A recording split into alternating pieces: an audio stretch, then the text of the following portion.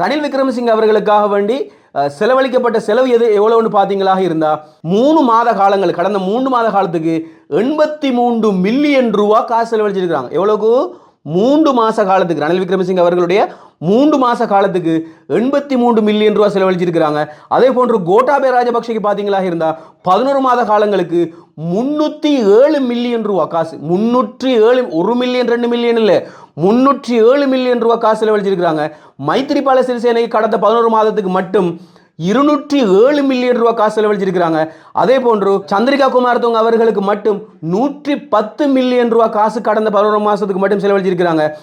இந்த ஹேமா பிரேமதாஸ் இருக்காங்க தானே, அதாவது பிரேமதாச ரணசிங்க பிரேமதாஸ் அவர்களுடைய மனைவியான ஹேமா பிரேமதாஸுக்கு 33 மில்லியன் ரூபா காசு கடந்த 11 மாத காலங்களுக்கு செலவழிக்கப்பட்டிருக்குது.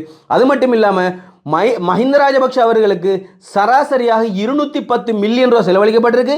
இதர செலவுகள் எல்லாம் சேர்த்து 11 மாதத்துக்கு 710 மில்லியன் ரூபா காசு செலவழிச்சிருக்காங்க. எவ்வளவு?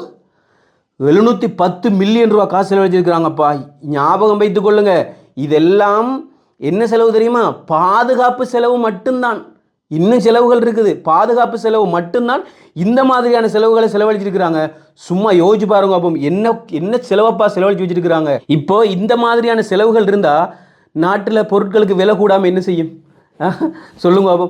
அது மட்டும் இல்லாமல் அவர்களுக்கு மற்ற செலவுகள் எல்லாம் இருக்குது. அதெல்லாம் கணக்கு போட்டு பார்த்தா தலை வெடிக்கும். நீங்க வேலை தேடி தேடி களைச்சு போய் இருக்கிறீங்களா? வேலை ஒன்று தேடி கொண்டு இருக்கிறீங்களா? அப்போ இது உங்களுக்கானது ஒரு வாய்ப்பு. நீங்க 18 வயதுல இருந்து 35 வயதுக்கு உட்பட்டவராக இருந்தால், என்னால முடியும் அப்படின்ற தைரியம் உங்களுக்கு இருந்தா, பேசக்கூடிய திறமை உங்களுக்கு இருந்தா, நிச்சயமாக நாங்க உங்களுக்கு வேலை தரோம். படிச்சு பட்டம் இருக்கணும், சர்டிபிகேட் இருக்கணும், எதுவுமே தேவையில்லை. தெரியாத விஷயமா இருந்தாலும் கற்றுக்கொண்டு வேலை செய்வேன் அப்படின்ற நம்பிக்கை இருந்துச்சுன்னு சொன்னா இந்த வீடியோவுக்கு கீழே ஜொப்னு டைப் பண்ணிட்டு திரையில் தெரிகிற நம்பருக்கு அதை ஸ்கிரீன்ஷாட் எடுத்து அனுப்பி வைங்க. நிச்சயமாக உங்களுக்கு நாங்க வேலை தரோம்.